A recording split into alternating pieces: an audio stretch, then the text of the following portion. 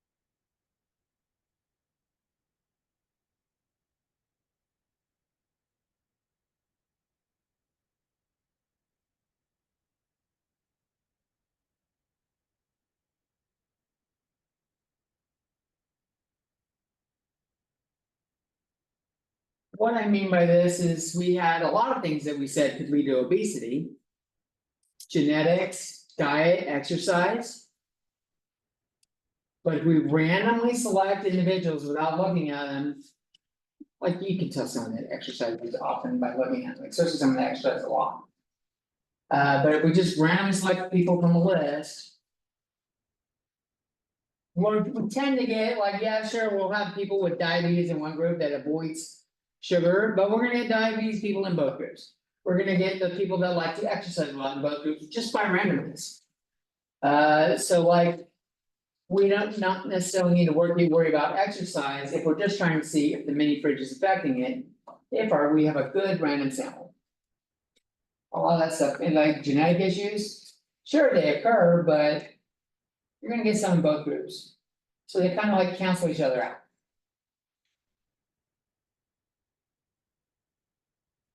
Ready for more? Anyone need this up longer? Let's do this.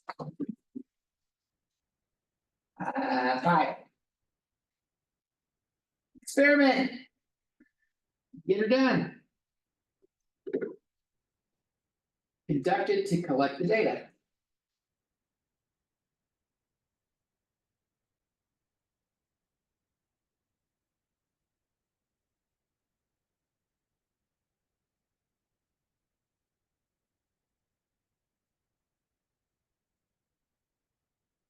Regardless of the data type.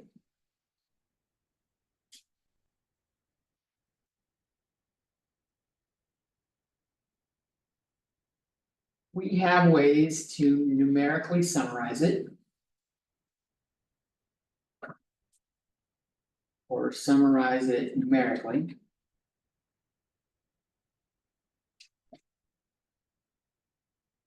That we can use to test our idea.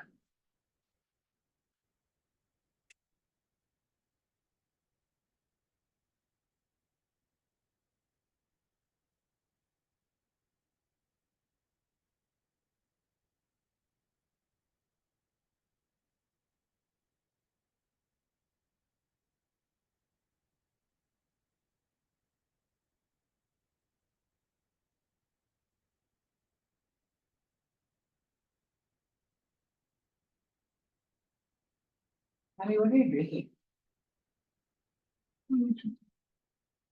It hasn't gone down. Oh, I'm confused that it's still up to the top. Wait, it's the pumpkin cream chai. And- I think you just stuck. Oh, to it's the just like walls. coated the Yeah. walls, okay. Oh, like, that's a fucking extreme amount of fucking cream on that motherfucker. It's tripping me out. Finally, we will test the claim. Using appropriate. Hypotheses tests.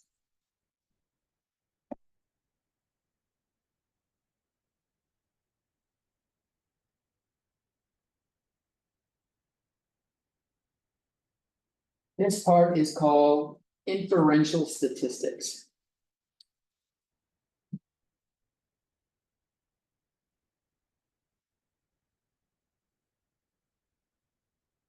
We're going to. Claim or infer.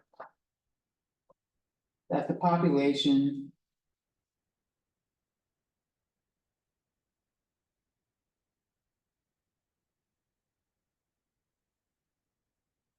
Has the same traits as the sample.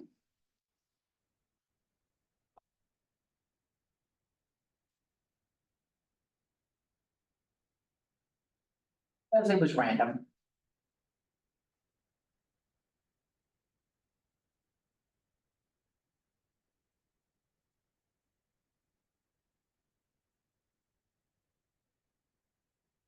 And it may not be the same, but. Probably not the same.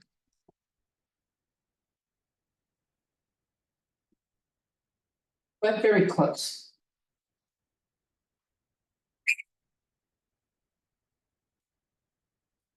This is why they're doing the polling. Damn near daily.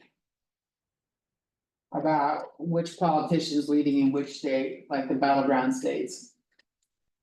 Because it's not 100% accurate, but if it keeps winning the same way with random polling every day, you can, first off, you can track changes in it. And it better like validates the other surveys. But like if it says like, let's say they're doing, let's see. Georgia is one of the battleground states. I don't remember the percentage for Democrat or Republican. But let's say at one point Democrats 47%, Republicans are 48. There's a good chance that the actual overall population of Georgia has the same number of people that feel that way, within a percentage point or two. When the two values are close, like 47 to 48%. Even though one's winning in the sample. You often get things that don't turn out the same way because they're too close. And you'll see that happen with our hypothesis test. Values that are too close are easily overcome with just different samples. But it's never very far off. A good random sample, if you get like, let's say. Inmar does his exercise leg day thing, and he finds that, 53% of. People that work out are willing to admit that they skip leg day. Let's just assume everybody's honest, and so like 53% skip leg day. Maybe the overall population might be up to 60, it might be down to 45. But it's not gonna be like 80. It's gonna be somewhere close to that 53%. And with the right techniques and the right sampling, we can make that window have a very small range, so maybe it's like 51% to 55%. Not like 45 to like 60. As we'll see as we go through the semester. Any questions on that? That's the basic process we're gonna go through. Couple other things to tell you about in this category, there are like ways of doing these groupings. Does anyone need this page up longer? If you do, you need to say something or raise your hand. If I could read minds, I would be a professional poker player, not a teacher. I could make more money. Or lose more, What? or lose more. No, I guarantee you I'd make more. I would know what they had. And I would therefore be able to, with my math skills, calculate the probability of me winning. I may lose a bunch over a short range of time, but in the long run, I will fucking clean house if I could read minds. Cause I got the math skills to back up the probability of it. Alright, so matched pairs designs. This is something that is kind of neat.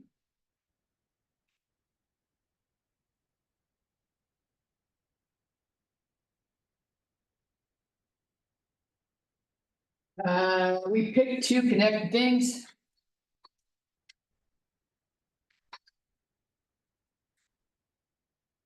Things or individuals.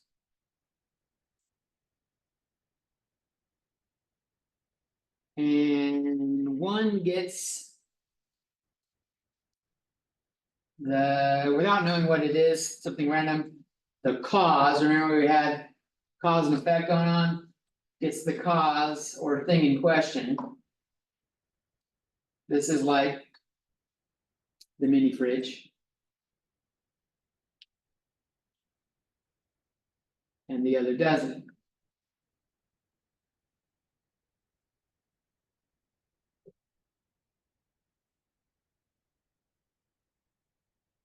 If you pick the right connections, this really helps eliminate a lot of lurking variables. This can eliminate a lot of lurking variables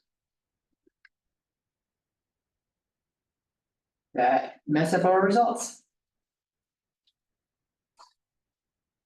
Give us wrong results, I'll say.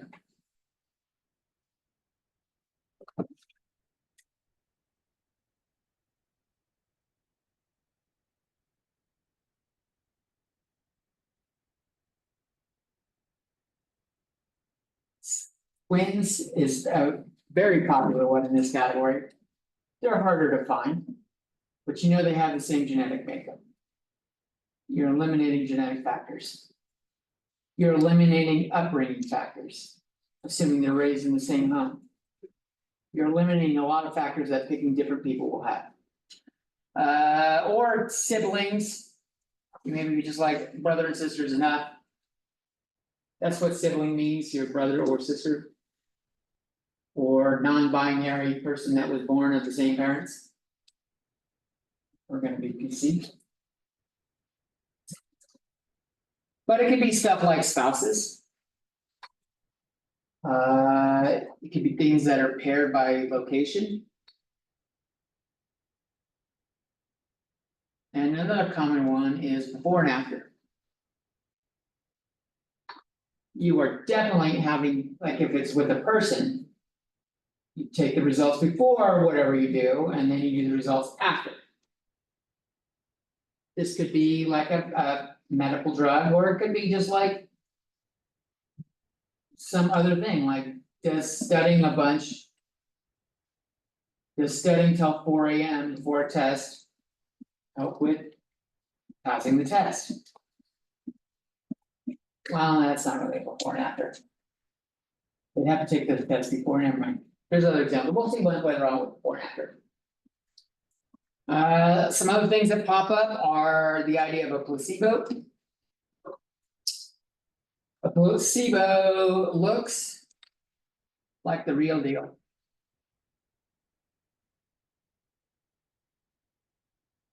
If it's something you swallow. And it often is, this is usually in the medicine category.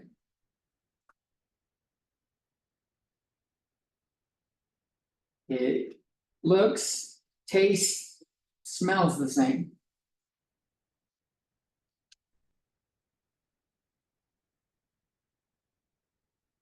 But it's missing. What makes the real thing work?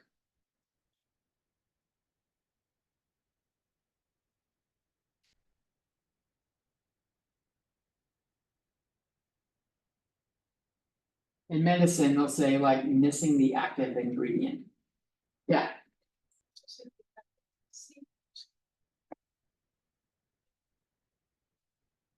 say that again.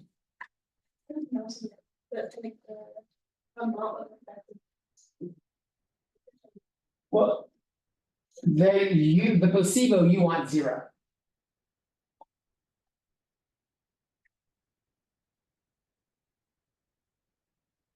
Because as it turns out, one of the great mysteries of mankind. Is mind over fucking matter works. Some people. If they think they're taking the pill. It helps. Now, mayonnaise is not on everything, like you can't just like think this. If I hand you this sugar cube and tell you it's a fucking magic pill. You think it's gonna cure cancer. And it works. Generally not the case of mind over matter, but other things, it's just like. There's more control over, your mind has more control over your body than your consciousness is aware of. If we think something is making our headache go away, we can lose our headache. Even though we didn't take any aspirin or anything that actually does it. It happens. Just like the whole, if you think you can, you think you can't, you're right, same thing on this. Medicine, so they do both. I hate this idea, I don't think I could ever be part of a trial where it does it. If I was the one giving it out, like if you think you have a cure for cancer, you can't just give it to everybody that's in the experiment. Because then you don't know what is being overcome naturally just by normal stuff. So they have a group that gets something that looks like it, same pill, but with like. Nothing in it, something inactive in it, something that even if you open it up, the powder inside looks the same. But it's not the medicine. So you actively, I don't know, I couldn't do it. I couldn't knowingly give someone a pill. Where they think they're gonna maybe get their cancer cured. And I know damn well it's just fucking sugar. You know what I mean? I don't think I can look them in the eye. Which is why we have double blind studies. That's the next idea, blind studies and double blind studies.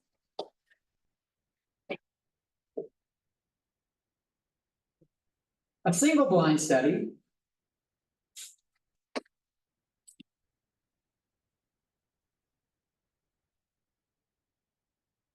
The patient doesn't know which group they're in.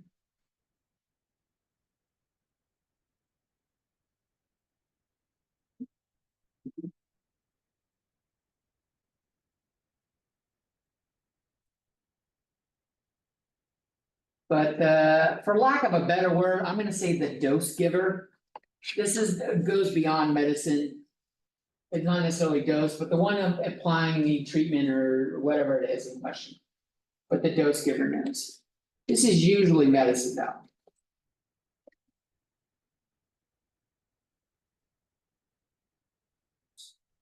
The person administering it, that's a good way of saying it.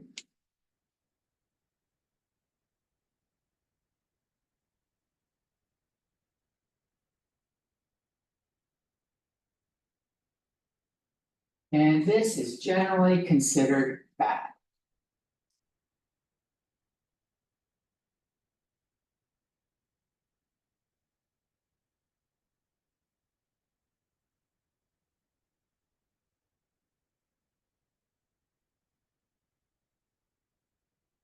And the reason why is you may find people that say they're perfectly comfortable giving someone the sugar pill, the placebo.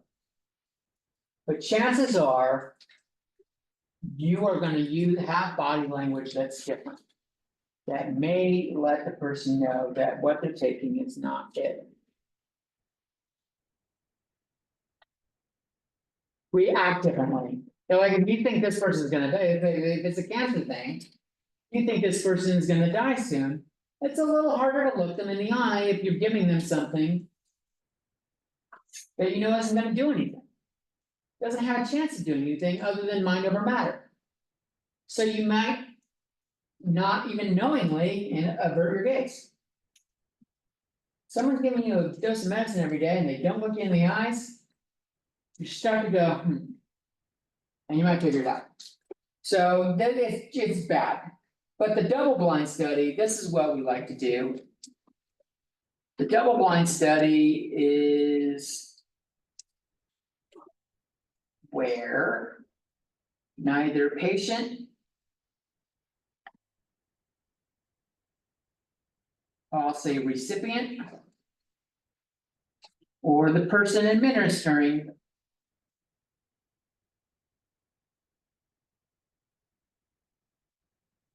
knows what is happening.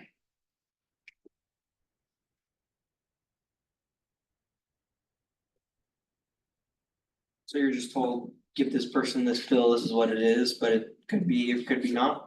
This is what happens. Well, there's an easy way of making this happen. One person goes in.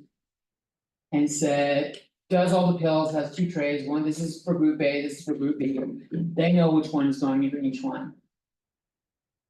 Then they leave the room, they have no contact. With the next person that actually gives the drug, they come in, grab the tray, go out and get the drug.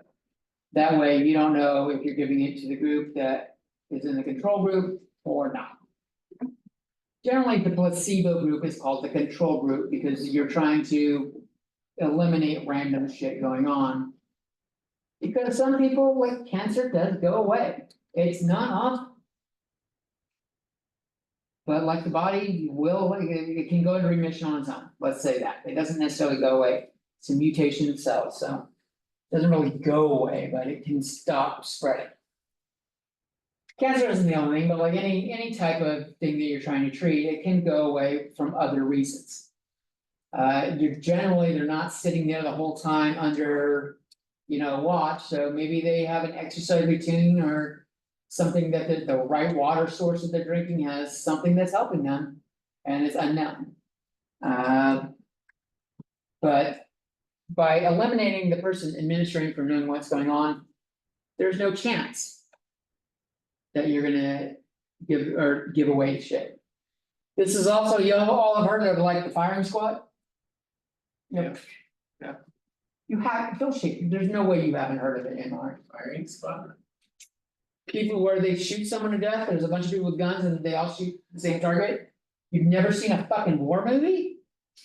It's like a bunch of You're people, fucking with me. bunch of people just line up with guns and shoot the same dude. Oh, okay. Yeah, someone that's gonna get killed and they do it by gunshot, and it's called a firing squad.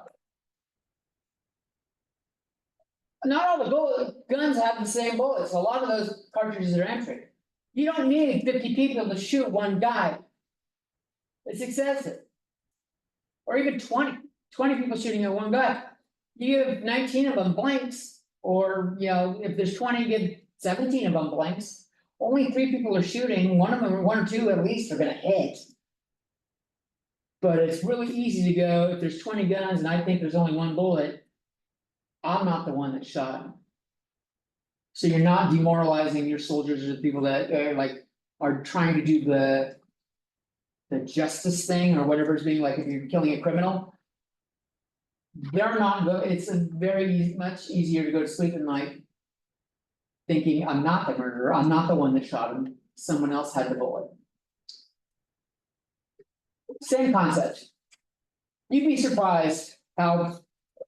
Well, maybe not, how few people actually want to shoot someone knowingly. Any questions?